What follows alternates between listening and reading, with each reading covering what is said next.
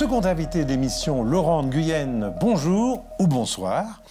Vous êtes directeur de recherche FNRS en neurosciences à l'Université de Liège. Et déjà tout petit, vous étiez chercheur, mais dans toutes les sciences, tout vous intéressait, tous azimuts. J'ai toujours été passionné par la science. Je pense que j'aurais pu être paléontologue, peut-être même astronome. Mais in fine, je me retrouve biologiste. Oui. Alors, votre recherche, c'est une recherche qu'on pourrait appeler fondamentale, stratégique, parce que vous espérez être à l'orée de nouvelles trouvailles, aussi avec des implications thérapeutiques.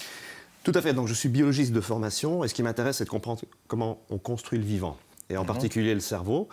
Je m'intéresse à la partie, avec mon laboratoire, à la partie extérieure du cerveau qui s'appelle le cortex cérébral. Oui. Alors, c'est une recherche qui est fondamentale, mais qui effectivement s'inscrit dans un champ plus large médical, puisqu'il y a toute une série de maladies neurologiques qui peuvent être touchées par un mauvais développement du cerveau et du cortex cérébral. Mauvais donc développement dans le ventre de la mère. Tout à fait, in utero.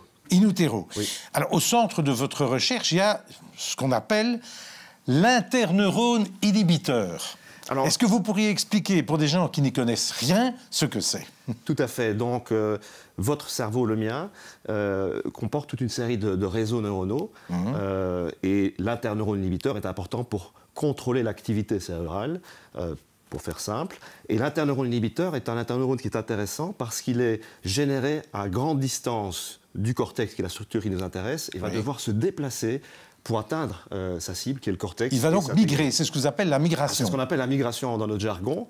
Mais donc c'est un déplacement cellulaire pendant le développement in utero, dans le cerveau en formation, chez le fœtus.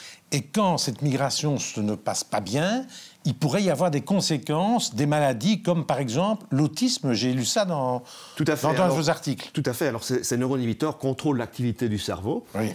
Si effectivement ils ne se déplacent pas correctement ou s'ils ne s'intègrent pas correctement dans les réseaux neuronaux, eh bien l'activité cérébrale peut être altérée. On a éventuellement des risques de maladies dites neurodéveloppementales comme l'autisme, mais aussi de l'épilepsie par exemple. Et donc l'interneurone est une cellule centrale, je vais dire, dans le bon fonctionnement du cerveau humain. Et comment vous avez découvert qu'il migrait mal? Alors, au laboratoire, on a développé toute une série d'approches qui nous permettent de mesurer le déplacement de ces cellules avec des microscopes qu'on appelle les microscopes confocaux. Et on peut effectivement voir que ces cellules se déplacent différemment lorsque, par exemple, il y a ce qu'on appelle une mutation, un gène qui est dérégulé, dont on sait qu'il est appliqué dans le développement, par exemple, de l'autisme. Alors, question peut-être banale, quand vous arriverez vraiment à votre résultat, comment est-ce qu'on pourra remédier à ça pendant que la femme est enceinte? C'est extrêmement compliqué et je pense que c'est illusoire d'imaginer de traiter l'embryon dans le ventre de la mère. Maintenant, mieux comprendre les raisons qui causent la pathologie permettent de prendre en charge mieux les patients. Alors, certaines altérations font suite, je vais dire, à un défaut de migration. Donc, on parle de différenciation et donc ça, c'est un processus qui a lieu après la naissance et qui se poursuit pendant l'adolescence, qui est une fenêtre de traitement thérapeutique éventuel. Alors, on va voir maintenant à l'écran ce qu'on pourrait appeler un avatar de cerveau, c'est-à-dire un organoïde. Alors, vous allez nous expliquer ce que c'est d'abord que cet avatar, et cette migration, on la voit où? D'accord.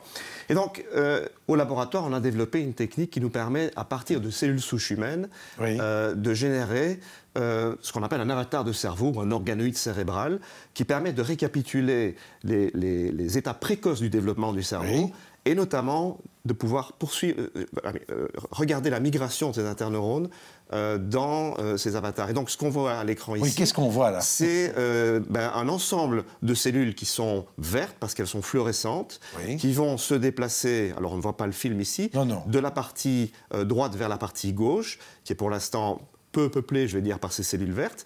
Et avec le microscope, on est capable d'aller mesurer la migration de ces cellules de la droite vers la gauche. C'est un avatar de cerveau qui permet de récapituler l'axe migratoire des neurones, des interneurones, dans le cerveau humain. Vous êtes un peu cuisinier Alors la biologie, c'est aussi de la cuisine. Et donc on applique des protocoles qui sont développés au fur et à mesure par notre laboratoire, par d'autres laboratoires, pour pouvoir, d'une part, générer ces avatars et, d'autre part, s'assurer que les cellules acquièrent leur bonne identité et que l'on regarde effectivement des cellules qui sont des interneurones.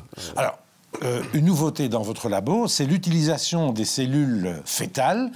Donc ça, c'est un plus, encore une fois, pour faire avancer votre recherche. Alors, ce qui est important de savoir, c'est que ces avatars de cerveau ne sont jamais que des modèles artificiels. Dans quelle mesure ce que nous regardons est quelque chose qui récapitule le vivant, c'est la grande question dans le domaine des neurosciences.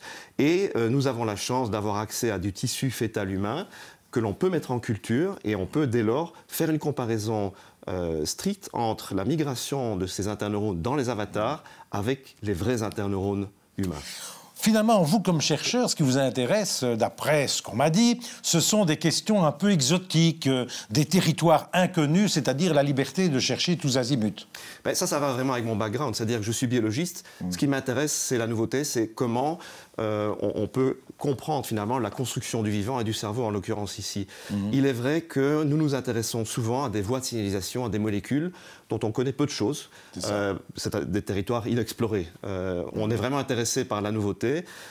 Et ce que j'aime aussi dans mon métier, c'est cette capacité à pouvoir créer de nouvelles choses en souvent s'appuyant sur des résultats existants dans la littérature. Alors, Laurent Nguyen, vous êtes maintenant directeur de recherche, vous avez des post-doctorants, vous avez des tas de gens qui travaillent pour vous.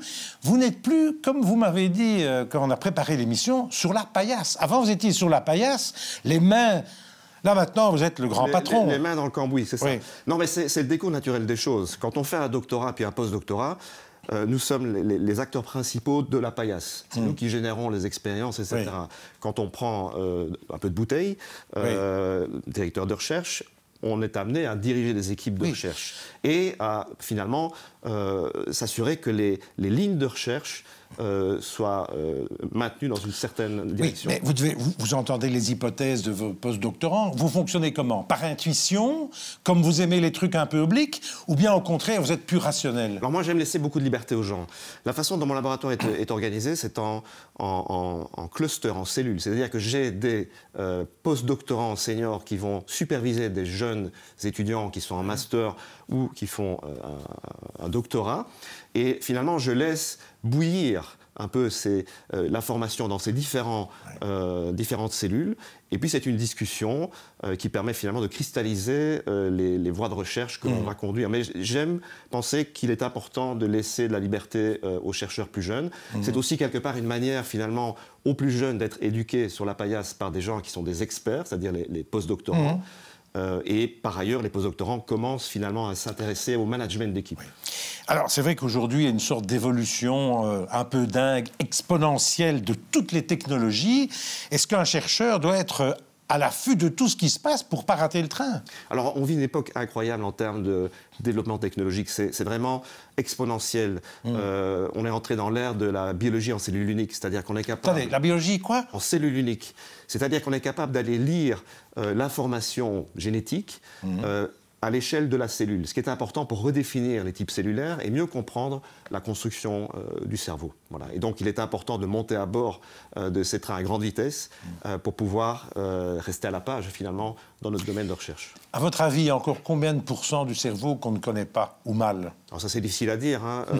Je pense qu'on connaît peu, finalement, de la façon dont on construit un cerveau et de la façon dont il fonctionne en conditions physiologiques ou pathologiques, les maladies. Il y a encore beaucoup à trouver? Énormément.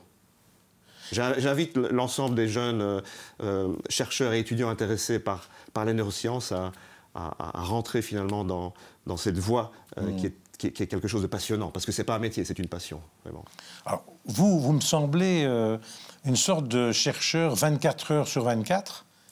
C'est un peu ça? C'est un peu ça, mais je pense que c'est un peu le phénotype du chercheur. C'est-à-dire que, comme je l'ai dit, c'est pas un métier, c'est une passion. Donc on vit avec, on se réveille avec, on s'endort avec. Alors je fais un peu de course à pied quand je cours, je réfléchis également à ma science. Même en courant? Même en courant, voilà.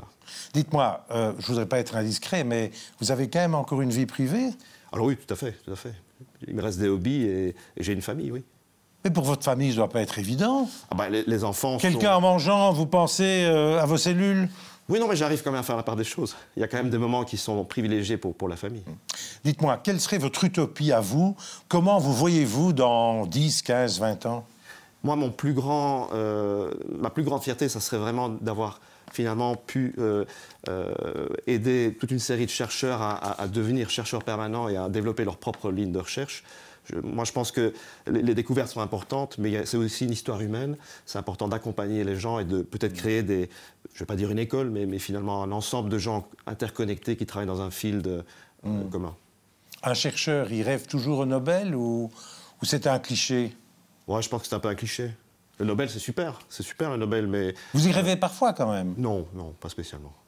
C'est sûr? C'est certain. Merci Laurent Nguyen. Vous pourrez d'ailleurs resuivre toutes les diffusions de ces émissions sur les sites de la Libre Belgique, de l'ADH et de l'Avenir. Et nous, on se retrouve la semaine prochaine avec Patrick Flament, directeur de recherche à l'Université de Mons, un chercheur notamment en biomimétisme, ou comment une limace permet de trouver des adhésifs extraordinaires et révolutionnaires. Et puis aussi, nous serons avec Élise Fransen, chercheuse qualifiée d'archéologie à l'Université de Liège, qui explore des textes de la période mamelouk, il y a 10 siècles, et qui en tire des conclusions d'une actualité brûlante. À la semaine prochaine.